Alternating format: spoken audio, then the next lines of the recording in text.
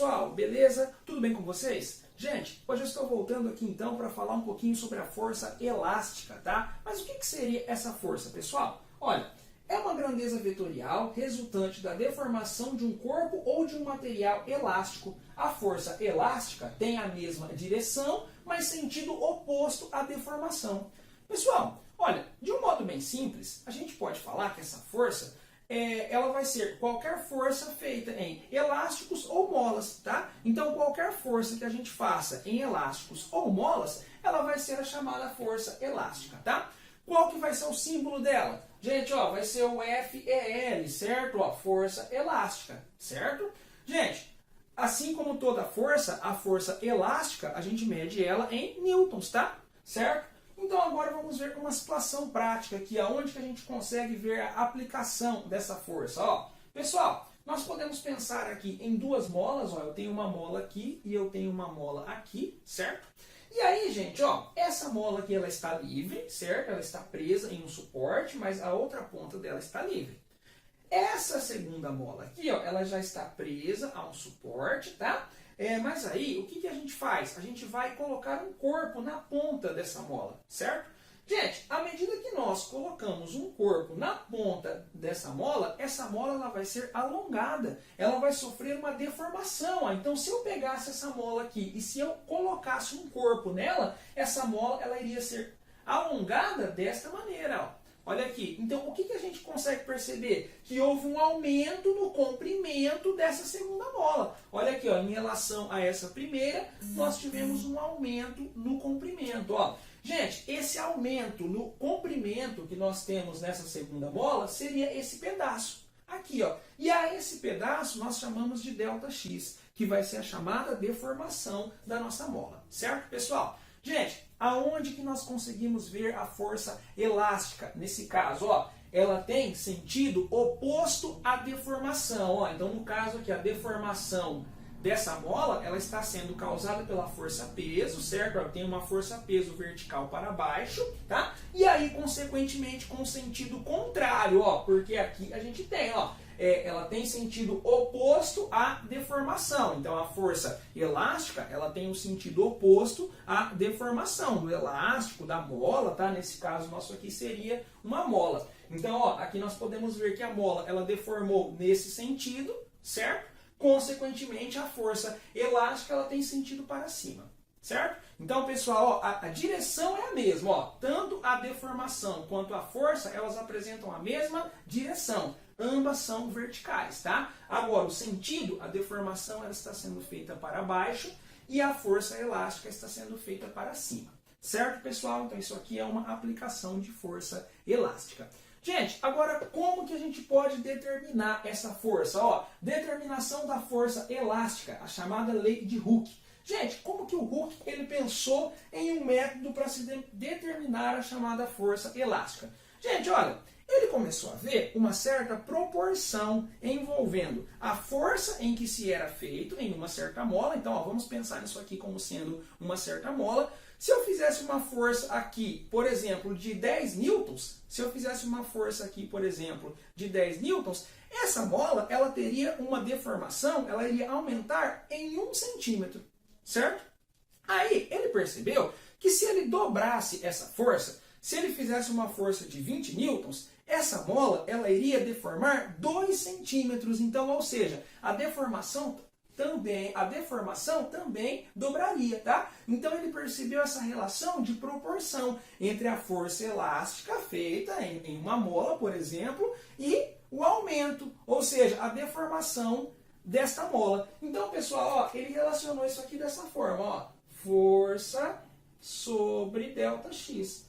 Olha aqui, pessoal. Então, vamos supor assim, ó, vamos pensar da seguinte forma. Se eu faço uma força de 20 newtons nesta mola, eu tenho uma deformação de 2 centímetros. Ó. Uma força de 20 newtons, uma deformação de 2 centímetros.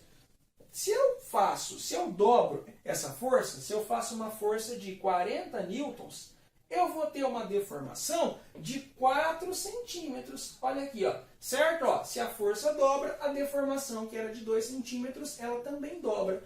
Gente, se eu triplicar esta minha força inicial, eu tenho uma força de 20 newtons. Se eu fizer uma força de 60 newtons, consequentemente a minha deformação também vai triplicar em relação à deformação inicial. Ó. Eu já vou ter 6 centímetros, tá?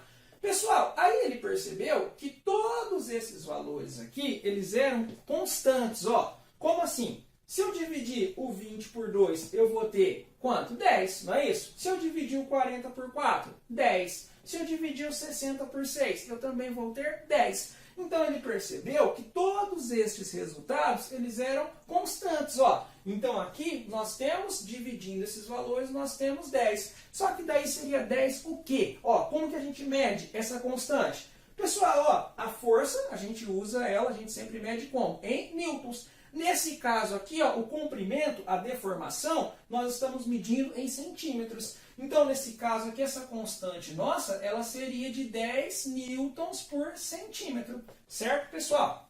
Então, essa constante ela seria de 10 newtons por centímetro. Gente, ó, essa constante aqui, a gente simboliza ela por K. E nós vamos estar chamando ela de constante elástica, tá? Então, nós simbolizamos ela por K. E nós vamos estar chamando ela de constante elástica, tá? Gente, geralmente, ó, quando a gente fala dessa constante, a gente usa newtons por centímetro, por quê? Porque como nós estamos falando sobre a deformação de uma certa mola, geralmente deformações de molas, elas vão ser dadas em centímetros, não é? A gente precisa fazer uma força muito grande, precisa de uma mola muito grande para que essa deformação seja de 1 metro, por exemplo, tá? Então, assim, ó, quando a gente falar sobre a unidade dessa constante no SI, seria newtons por metro, tá? Então, assim, algumas questões apresentam essa constante em newtons por metro. Mas a gente vai ver muito em newtons por centímetro, porque geralmente as deformações em elásticos ou molas se dão em centímetros, tá?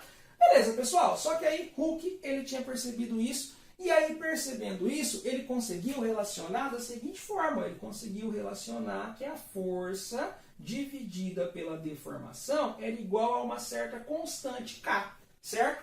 A chamada constante elástica, tá? Aí, pessoal, ó, essa constante aqui, ela vai depender do material que essa mola, que esse elástico é feito, tá? Então, essa constante aqui, ela depende do material, certo? Então, muitas vezes, na própria questão, ela vai ser dada. Então, assim, calcule a força considerando uma constante de 15 newtons por metro ou de 15 newtons por centímetro, tá? Geralmente, essa constante, ela vai ser dada. Mas caso, vamos supor que em alguma questão o exercício não forneça, é muito simples. Para a gente fazer o cálculo dela, basta que a gente divida a força pela deformação, o F pelo ΔX. Só que aí, pessoal, ó, ele percebendo isso, ele viu que a força dividida pela deformação era igual a K. Então, consequentemente, se ele passar esse K para lá multiplicando, aliás, se ele passar esse ΔX para lá multiplicando, ele achava uma maneira de se calcular a força elástica. Ó. Então, a partir disso aqui, a gente consegue deduzir que força elástica é igual a quem? É igual a K vezes ΔX. Certo? Então, essa aqui, pessoal, é a fórmula que nós temos para se calcular a chamada força elástica, tá? Então, eu vou pegar a constante elástica e vou multiplicar pela deformação que foi sofrida pela mola. Certo, pessoal? Então, bem simples, bem tranquilo. Gente, ó, só para a gente falar, só para constar, como que ficaria se eu fosse colocar esses valores aqui em um gráfico? Como que ficaria o gráfico da força elástica? Gente, ó, isso aqui é uma função afim, não é isso? É uma função de primeiro grau. Então, consequentemente, se eu fosse colocar esses valores em um gráfico, em um plano cartesiano, nós teríamos uma reta, certo? Então, o gráfico da força elástica, ela vai ser dada por uma reta, certo, pessoal? Então, assim, só para constar, tá? De repente, nós podemos ver isso aí em questões futuras, tá? Então, aí vocês já fiquem sabendo que o gráfico da força elástica é uma reta. Por que uma reta? Porque é uma função afim, certo? Ó, se nós pegarmos a fórmula aqui, nós temos uma função afim. Gente, ó, então, basicamente, nessa aula de hoje foi isso, tá? Então, nós falamos sobre o conceito de força elástica, tá? Nós deduzimos a fórmula, falamos sobre a lei de Hooke, certo? E deduzimos a fórmula, vimos como que se dá essa constante, como que se chegou nessa constante K, que é a chamada constante elástica, certo? Então, basicamente, nessa aula de hoje era isso. Até as próximas aulas e tchau, pessoal!